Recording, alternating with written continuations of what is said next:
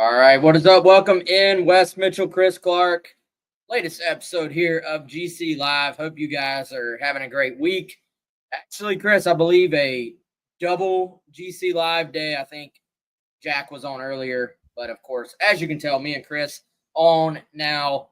We're going to talk some South Carolina softball. As always, we're going to talk some Gamecock football and football recruiting. But first, let me tell you about our friend Clint Hammond of CMG Home Loans, ClintHammond.com. 803-422-6797. NMLS number 71597. Like we always tell you, if you're in the market to buy a home or you're just even considering home ownership, give Clint a shout. Give him an opportunity to earn your business, and then you can just go from there. If you're not in the market to buy a home, then just ignore this. But keep his name, keep CMG Home Loans in the back of your mind. Give him an opportunity to earn that business whenever it does become that point in your life where maybe you do want to try and own a home. Chris, beautiful day out, man. I was just over there at practice, South Carolina softball, getting ready for this super regional matchup. I don't want to go too in-depth with it right now because we've got Brady Vernon, who runs Softball America from a national standpoint. Softball America, part of the On3 network now. That's been a great partnership, I think, for On3. We're going to have him join us at about 2:30 if you're watching live. So we won't go too in-depth on that until we get him on. But just as a jumping off point, what a season by Ashley Chastain Woodard and that crew. Not over yet. Still plenty to go out there and earn. But even at this point, I would say they've already exceeded a lot of people's expectations. Yeah, about as good of a first season as you can have. And Wes, the thing is, like you said, the key is it's not over, right?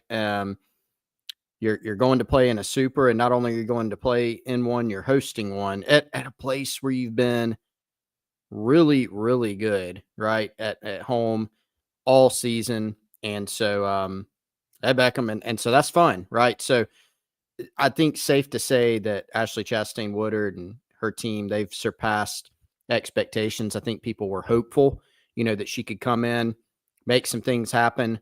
But I think you maybe took a little bit more of a long-term view of that, Wes. In reality, now what you have is an opportunity to go be one of the last teams standing. And they've already gotten to that. When you're in a super, you're already at that point.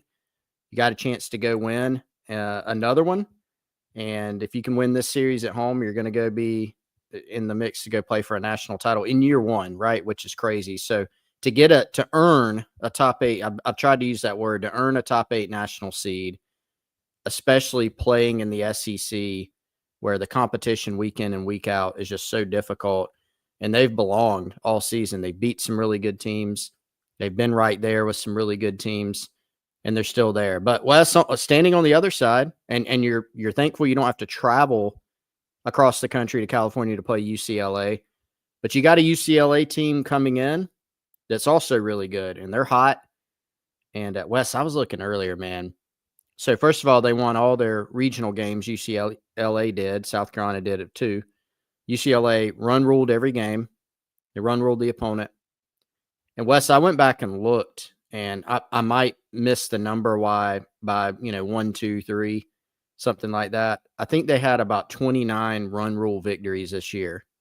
UCLA did. So over half of their wins this year via the run rule variety. So a club that has a lot of talent and a lot of power. And, it was these two teams that were right on the verge of that were right on the line of who's going to get that national seed, and the Gamecocks edged them out.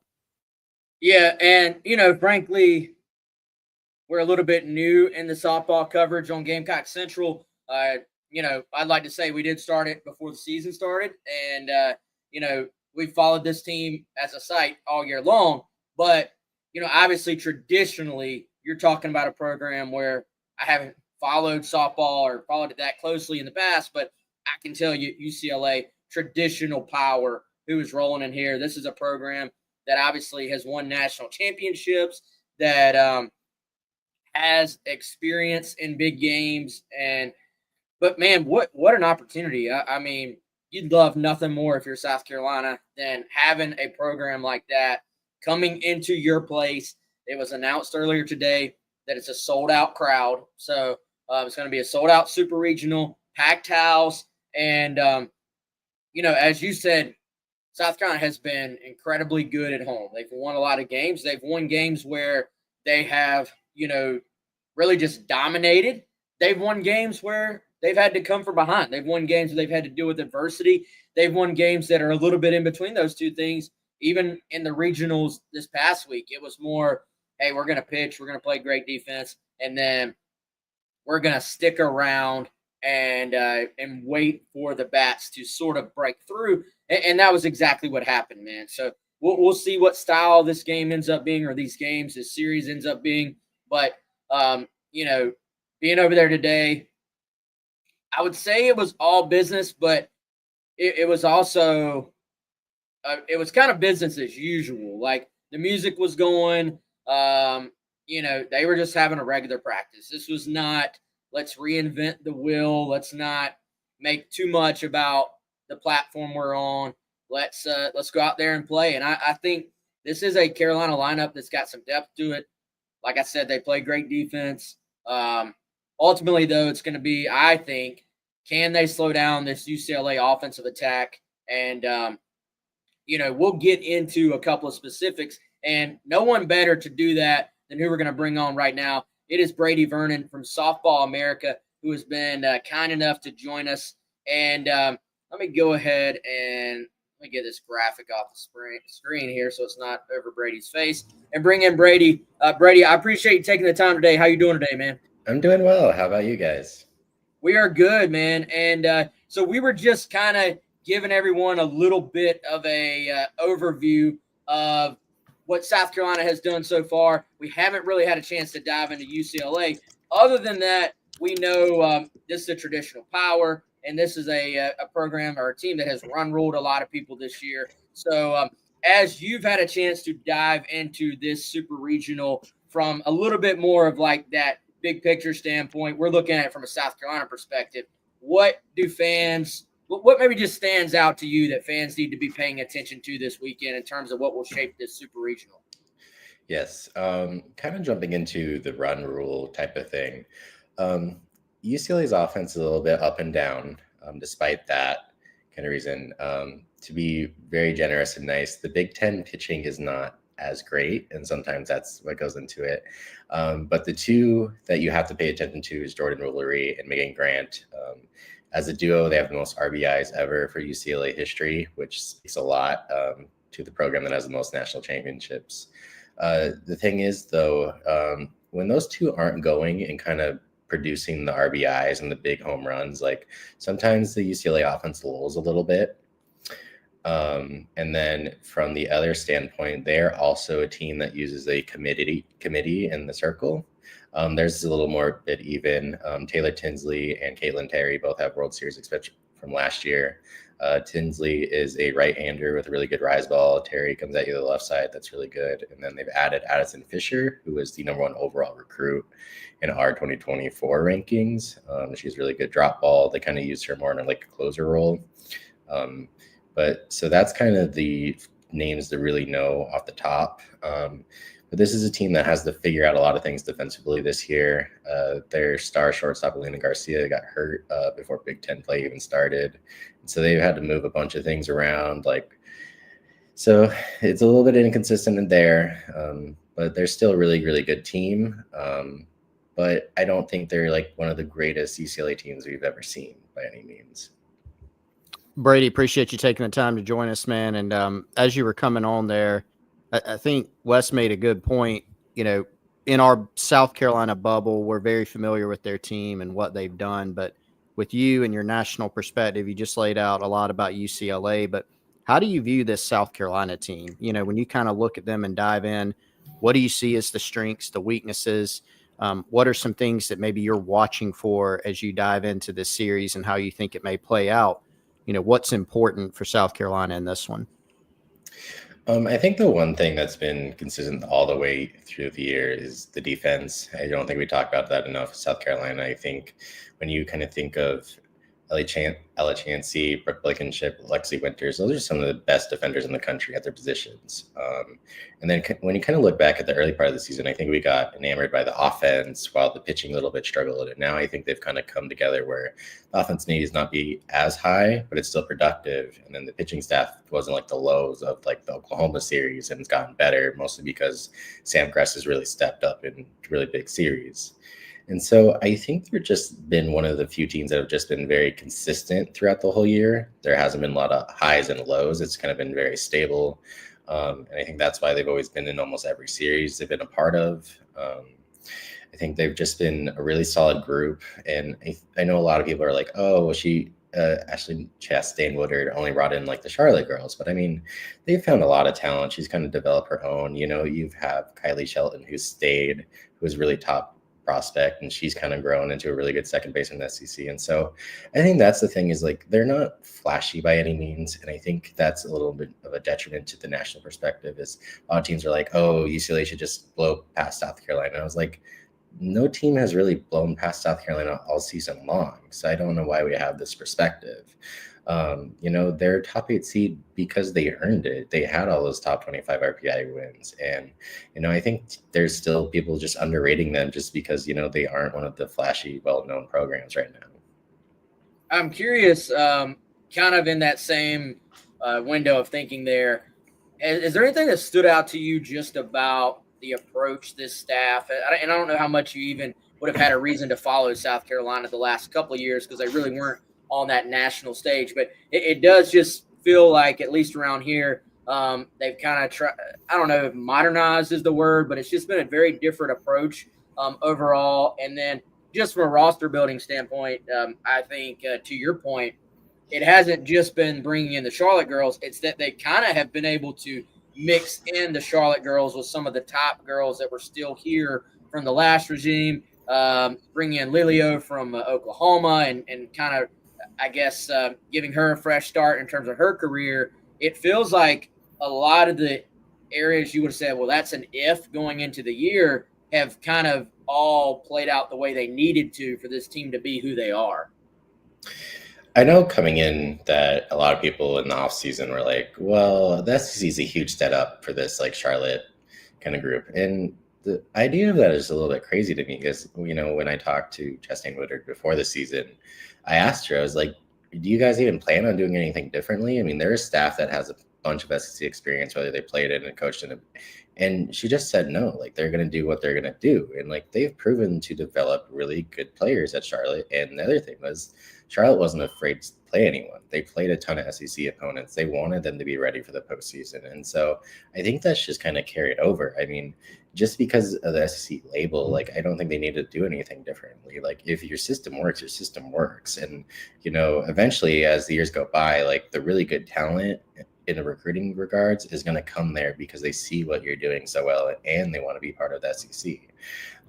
And so I think that's the thing, is like they've stayed true to what has got them there at Charlotte and the success. And, you know, the girls that came with them, you've seen the same thing. Like a lot of people, like we had Ariana Rhodey as an All-American last year. And the fact that she comes in right away, sets the single season home run record for South Carolina, like that shouldn't be shocking to people. She's a really good talent and stayed with a coach who really trusts her and develops her. Brady, I got to zoom out with you a little bit. So let's go away for just a second from the South Carolina UCLA Super and just kind of go around the country. So A&M as the top seed is out. They got bounced in their own regional. But still some of the programs that, you know, are some of the top programs around the country, Oklahoma, et cetera. Is there a team or two that you feel like is the favorite in this thing? And then is there kind of a wild card team or two, whether it's South Carolina or somebody else that you feel like, hey, they actually may have the goods to go win this thing, even if nobody's really picking them, if they're not a trendy pick to go pull an upset? Obviously, when this question comes around, it's hard not to bring up Oklahoma as a favorite just because they have the experience. It's hard to not say that they're not the best coaching staff in all of America and what they've done with the young talent, the transfers they brought in. But as I explained to someone with the way the bracket is, like I could see Oklahoma run through the bracket, I can see Oklahoma being 0-2 and out of the tournament just like that. That's the thing is like I think there was more number one ranked teams this year than there had been since COVID, like different programs that had been number one. And so it is very wide open, and it's the first time with A&M like upset. But I think Arkansas really is a legitimate contender. The reason why I believe that is because they have two strong arms. It's hard. The World Series grind is hard. Super Regionals is hard. You need to have the arms. Like it's hard to ride just one arm right now. And so when you look at that, Texas has had its pitching struggles. Florida's had its pitching struggles, and that's why, my wild card in this pick is if they are playing at their highest level, it's hard not to see UCLA being in that mix because of the three high level arms that they have. But that's the thing is, when they're playing really good softball, they're playing among the best, but we've seen them have some lulls to the Big Ten and whatnot. And so they're the one that I'm just seeing, like, I think they're on the easier side of the bracket. I think now that you have a 1 seed gone, like the 1, 4, 5, 8, essentially is a lot easier, even though you can flip in softball to those compared to the no baseball. The loser bracket winner, the winner of the 0-1 game flips to the other side of the bracket. Don't ask me why. It confused me forever. But if I were to say favorites, I'm going to just stay true to Oklahoma and Arkansas. And I think UCLA has, if they play well enough to get there. Yeah, Brady, as I'm diving more and more into softball as a baseball head, I'm like finding all these little things I do not know about the sport that's just a little bit different. And I'm like, all right, why do they call it that? Why is it different? The re-entry rules, the substitution rules, a little bit different, but we're learning as we go. And final thing I got for you, man, we'll let you get out of here. Let's play the what if game. You're obviously high on UCLA. What would have to happen for South Carolina to win this series this weekend? Like, paint us a picture of what would need to happen for the Gamecocks to advance. And I imagine, at least for you on a national perspective, this is one of those storylines we kind of enjoy in sports, where you do kind of have the national power against the upstart underdog in South Carolina. Yeah, and that's the thing that I was telling someone. I was like, there is far too many people thinking South Carolina's can't have a shot in this series. And I'm like, I can't remember the last time a Super's home team felt that way. I think it goes back to, like, they have to be the really good defensive team. You cannot give them any more extra runs, and you need your stars to be stars. You need Sam Gress to be really good this weekend. You need Ariana Rodi to have a Duke-like weekend. Like, she has to be the best batter in the batter's box this weekend. And it doesn't mean she has to hit a home run in every game. Just means that when the opportunities are there, she has to come through. And that's the thing is, like, if you can get UCLA to start using all three arms and you see all of them, then you get better at it. But I just don't see a world where, she has a quiet weekend and they win both games. Now, the other thing is, a lot of teams have avoided Woolery and Grant. They walk them even though they go back to back. So in those moments, can you split the innings? Can you 1, 2, 3 in the first, so you don't have to face both of them? No matter who is in the circle, you have to be careful around them and force someone else on UCLA to beat you. Because if those two are hitting the home runs, it's going to be really hard to overcome. Brady, great stuff, man. We appreciate you making the time today, and excited, of course, about the On3 Softball America partnership. What can Gamecock fans, watching or listening, expect if they head on over to Softball America and read some of y'all's coverage? So right now, obviously, we have all of our super regional previews over there. The biggest thing, as everyone knows, the transfer portal opened up for us last week. And so there's rankings for that. We're always keeping up with that as we go into the World Series because, everyone's more excited about the next set of players than they are what's happening right now. We also have recruiting rankings for the class of 25, 26, and then the 27s will be coming this summer. But just a whole lot of stuff over there. We're constantly trying to grow different ways. We do a bunch of advanced analytics with the different people. We have game film data that we pull from. So isn't really a site like us that has that much kind of content. And we have former players, former national championships. I made a joke last year in Oklahoma City. There were 7 of us in a car, and I'm the only one without a title ring. So Yeah, but a lot of great things over there. We've been so happy to be part of the On3 kind of group, and it's just been really good. Anybody that's in the portal already that you think is somebody to watch as a South Carolina target, or nobody that stands out yet, you think? The teams that are playing are always the hardest, but I will say Yeah. that a lot of people do visit during supers. We've seen in the past. Obviously, when you look at the roster of South Carolina, I think they're going to need another arm. I think you're going to look at kind of mid-majors. I know that PJ Gold, who was the SoCon Pitcher of the Year from Chattanooga, she has a lot of SEC interest. Obviously, that's very kind of close to by. And so there's a ton of mid-major pitchers of the year that are in the portal. I think that's going to be a big thing for them. And then another name I think could be kind of in the mix for South Carolina is Kylie Shelton. She is the FAU shortstop. Obviously, the left side of South Carolina's infield's going to graduate. I know Shea Anderson, who's a freshman this year, is who they kind of expect to step in the Blankenship's role. But things change quickly. And so I think those are kind of always big names to pay attention to. Brady, great stuff, man. We appreciate it. We'll look forward to the covers this weekend and enjoy some good ball this weekend. Okay, man? Awesome. Well, thank you for having me.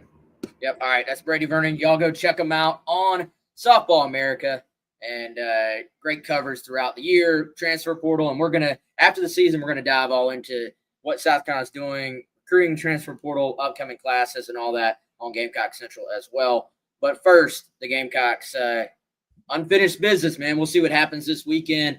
And Chris, before we turn the page to football, you want to tell everybody about a wonderful sponsor? Let's do it. Palmetto Golf and Belts. That's at palmettogolfing.com. Our guy Brandon actually in the lab, Wes, working on some new product. Excited Cooking about something that. up? He's cooking. He is cooking in the lab, which is in Irmo, I think. And so palmettogolfing.com is where you can go right now. If you're a golfer, great. They got a bunch for you. Custom golf towels, custom golf tees, golf gloves. They also have amazing needlepoint belts. Brandon's always got some sales going on. So if you're on the Insiders Forum on Gamecock Central, you've seen him on there. Longtime Gamecock Central member, South Carolina fan. So, of course, go support businesses that support South Carolina and support us at Gamecock Central and our members. That's what Brandon is. He's a great guy. You can check out all of his designs, palmettogolfing.com. Great products. And the cool thing, Wes, they're great, well-made products with cool designs. You got the cross logo, you got the South Carolina colors with the palmetto tree design, but they're also more affordable, like needlepoint belts. Those things can get expensive. His are a lot more affordable. So go check them out, palmettogolfing.com. You don't have to be a golfer to enjoy the products like the needlepoint belts, but if you are a golfer, definitely go check them out, palmettogolfing.com. We appreciate his support. Go check them out. Yeah, no doubt. Shout out to him and our many great sponsors here on Gamecock Central and GC Live. Chris, we are at, I would say, let's call it the calm before the storm when it comes to football recruiting. Like, if you're covering this stuff, you better get your slow days in right now, because it's going to be, as always, June and really kind of those like first, I would say, like 4 weeks or so of June. Like, you got a little bit at the end where it slows down again, but June will be super busy between camps and official visitors. And also, it's interesting, this has kind of become a de facto update the rankings time of year. And we're starting to see, and I've just decided, guys, every single year, when you start hearing that class of whatever the next one, that number's gotten so big now. We're just not going to use the number anymore. We're not going to say class of 2027. We're just not. What are we doing? Just sophomore, junior, senior? These are rising juniors, Chris. Okay. And if they're done with school for the semester, they are now juniors in our eyes. So we don't have to say the class of 2027 in the state of South Carolina is loaded. We can say the rising junior crop in the state of South Carolina is loaded. Okay. Because it is. Now, when can we flip from rising junior to junior? Can we just go ahead and do that this summer? Like tomorrow. Yeah, I was going to say, I would prefer, that'd be my vote if you I don't think mind. we're safe to go ahead and do it if y'all want. Yeah, let's just do junior. Because some people, okay, junior, so he just played his junior season. It's like, no, he's going to be a junior, thus the rising, but then that's a mouthful. So just simplify it. Especially when we're in the summer. They are now juniors. They're juniors. But the junior class is loaded. It is. They got some good ones in there, man. And you know, you look at the 26 class for South Carolina, certainly some talent at the top. I just did it. The senior class, God, it's going to be hard to get it out of my system. But this junior class, I think there's probably going to be more depth in it that develops. But when you look at that top, the upper echelon, I mean, led off by Joshua Dobson, Wes, who's not only the top player in the state for the junior class, I would guess he'd be up there regardless of class, right? And then one of the best prospects overall in the country, according to the recently released updates from the On3 rankings. So for this purpose, Wes, going by, here's what On3 thinks, right? A lot of times we'll reference the On3 industry ranking, which is the average of all four, a weighted average of all four major recruiting services, but On3 individually just released their updates. They're super high on Joshua Dobson. I know you and I have both seen him too, and we tend to agree there. Yeah, well, this is the case where everybody's high on him too, I think. Yes. And I mean, he's going to be a 5-star, right? Like I feel very, very confident in saying that, and actually already is on the On3 industry ranking, which I had a couple people respond and say, well, hey, wait, he's the number 5 player in the country according to On3. Why is he not a 5-star? And the short version is, if he remains the number 5 player in the country, he will be a 5-star. This is just, as things go on, you get more and more, I would say, detail-oriented in how to do things and more ways to gather data. And I think On3, Charles Power, that whole group has kind of learned it's a lot better. I think this is the thinking. It's a lot better to be like, all right, here's a bunch of 4-stars, and here's maybe a handful of 5-stars, and let's reward the 5-stars as we go along, as we get more data, as we're more confident in our evaluation, as opposed to nobody enjoys, whether it's the player, their parents, or the fans if a kid's committed. Nobody enjoys, oh, that guy's a 5-star. We're stamping him 5-star approval. Well, actually, we're moving him back. He's a 4-star now. Oh, it's because you hate our team. Yep. Oh, yeah. So I actually think let's not give away the 5-star stamp too early. But then if we put the 5-star stamp, let's stand by it. Yeah. I mean, you got them ranked highly. You don't eventually On3 will move to where they kind of mirror the first round of the NFL draft, to where ultimately there's going to be 32 5-stars, kind of coinciding with the first round of the NFL draft. It is amazing, Wes. The guys who do the rankings manage to hate all teams equally at once. Very impressive.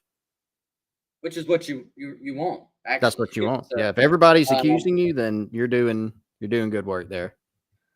The guy, I think, and I just saw him in person the other day as well, is that the guy I think has a chance to move up in these rankings is Sequel Patterson from Indian Land.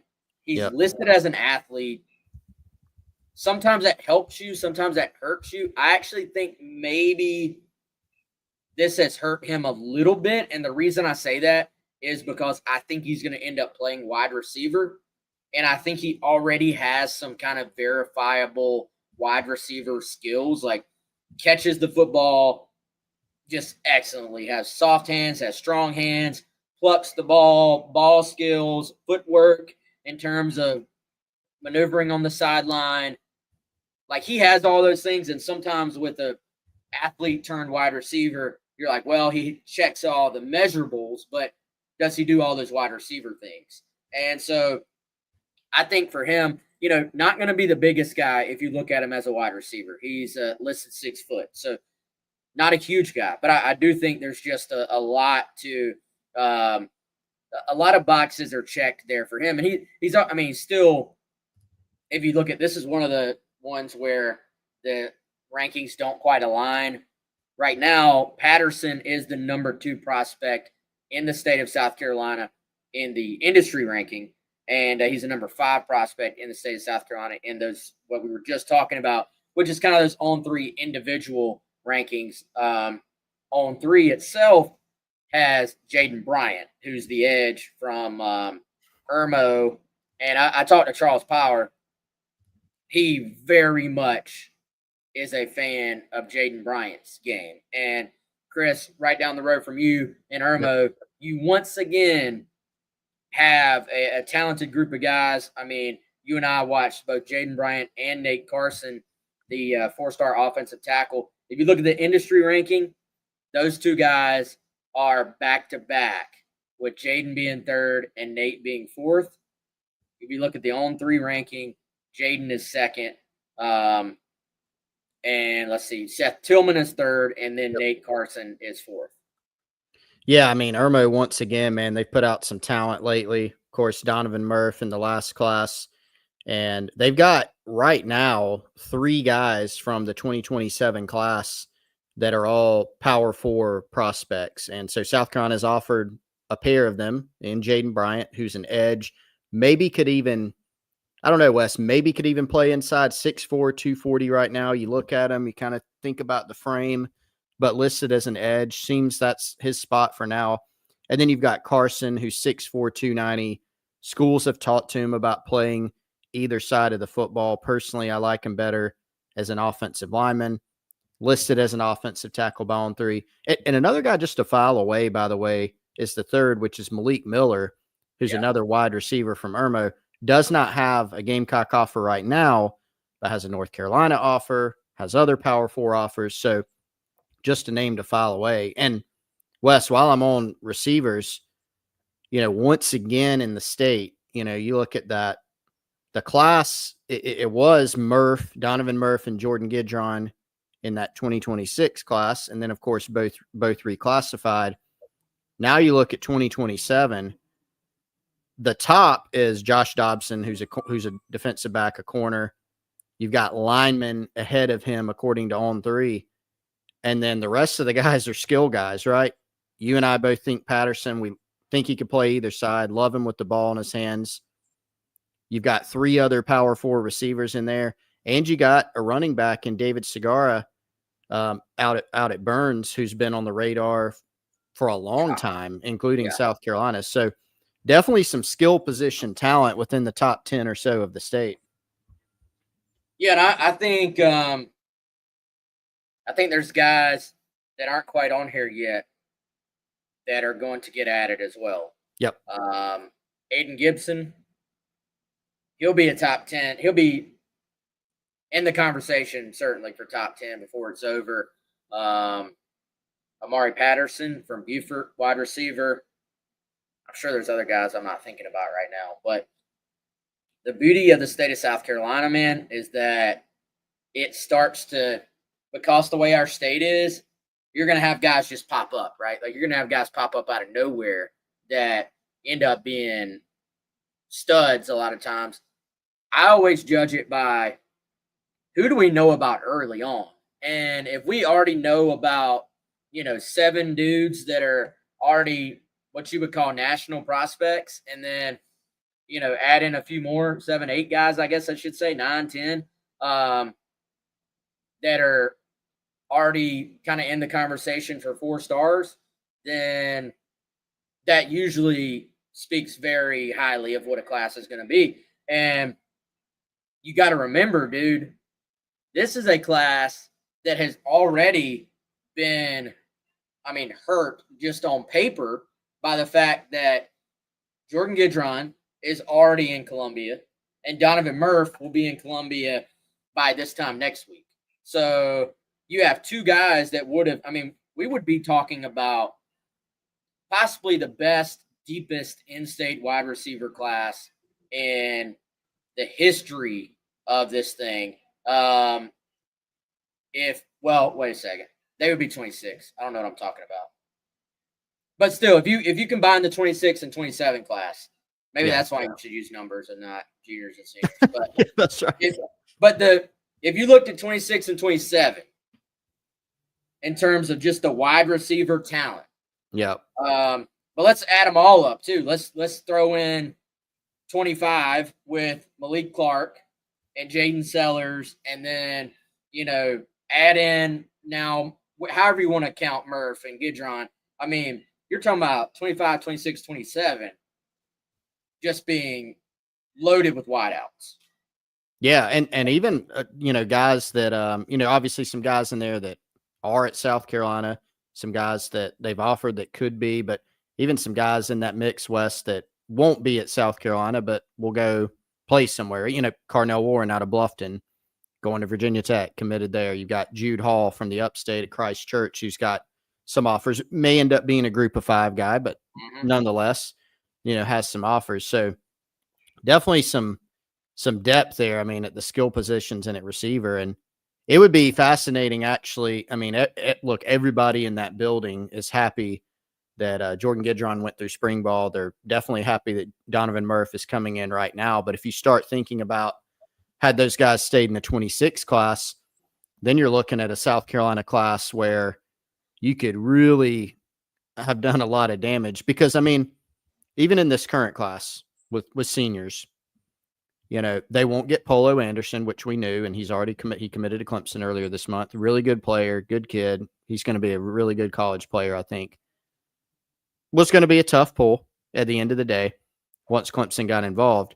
But, you got Zion Giles, number 1.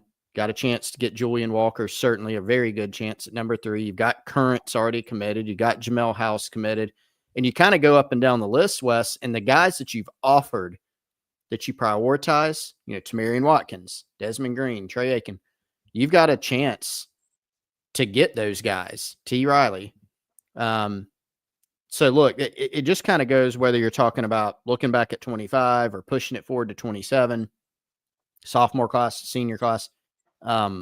You want to get the guy. You want to nail your evaluations. You want to get the guys that you've offered. You're not going to get all of them every year, but can you get most of them? And, the outlook on that is honestly pretty good right now for Shane Beamer. No, for sure. It is. And, the most interesting one looking back on this one is going to be, if you look at that top 10, the couple of guys in there that they really have not targeted and have not recruited, Javon Gilmore, quarterback from Gaffney, is one of them, but Carnell Warren, the Bluffton wide receiver. And again, we're talking about a few classes in a row where you just have wide receivers everywhere, and maybe you can't even quite literally take them all. So you're going to have to make some decisions. And for whatever reason, South Carolina's decision has been not to go after Carnell Warren to this point. What does he end up doing in his career? Currently committed to Virginia Tech, a place that over the years I feel like has, done a pretty good job of recruiting this state, more along the lines of guys South Carolina and Clemson have not targeted, but still has done a pretty good job recruiting the Palmetto State. So we'll see. One of those that we'll find out in time what those decisions end up being in terms of whether they're the right decisions, whether they are the wrong decisions, and then go from there. So, Chris, I guess before we get out of here, let's turn it forward a little bit to the summer. First of all, there will be camps. We will have complete coverage of the camps. We'll have the notes and stuff on the Insiders Forum throughout those days. Then we'll have the kind of breakdowns after. So be on the lookout for that. That'll be starting up soon. But then we call it June, but starts out about a day earlier this time, at least in terms of the calendar. May 30th, Friday, 1 week from tomorrow, will be the start of the first official visit season for South Carolina. Yep, it's going to be fun. Going to be busy. I mean, Shane Beamer talked about this recently, how, he's still working on things, still doing things, but a lot of the players have time off. The coaches able to every now and then relax a little bit because June is going to be wide open. And It's going to be players at summer workouts. We'll certainly be trying to get some stuff from that, Wes. But as you said, camp's always an interesting season because we're getting to see some guys work out and put eyes on some guys that maybe we haven't seen yet that have been on the board for South Carolina. We're going to see some new guys, whether it's from maybe the senior class, certainly some underclassmen that come work out and earn offers. Sometimes things happen with that where some recruitments can pretty quickly advance. But official visits will be fun too because they got a few big weekends lined up. It's going to start with a bang. Next weekend, several guys coming in. And it's an interesting mix, right? And I know we'll get into it more. I'm sure we'll do a preview show next week and go more in-depth on all these. We'll have material on Gamecock Central, but kind of a mix of guys where you've been down the road with some for a while, but you got others where you're using the official visit to try to springboard you into maybe having a chance at the finish line. So should be a lot of fun. Should be busy. Yeah, it will be for sure. And before we get out of here, man, did you read what Chat GPT told me is going to happen for the Gamecocks this season? Yeah, I was fascinated to open that thing, and Chat GPT high on the Gamecocks, huh? Well, the crazy part is the details it gave. Like, oh yeah, they were down in the fourth quarter, and then they went for a touchdown instead of a field goal, and Lenore Sellers threw for 3,800 yards or something insane, 3,300 yards, and rushed for 600 plus yards. Who out there would not sign for 10-2 in the regular season at this point? With the win over Clemson. Some people are going to say I would sign on the dotted line right now. Plus, what do I have to do /sell to make it happen? But then they will be extremely angry about the 2 losses also. So just keep that in mind. But man, I mean, yeah, absolutely. You would sign up for that. EXO says, are we trusting in Chat GPT now? No, absolutely not. I would put no stock in anything. If you plugged it in 10 times, hey, simulate the season, it's gonna give you 10 different answers. So no, I don't put any stock in it, but it is a excellent, just slow, weak content item that I put out just as complete bait for you all to click. And coming out as soon as the show is over, though, Chris, did the Gamecocks make the playoffs? Hint, they did. And did they win a game in the playoffs? Ooh, okay.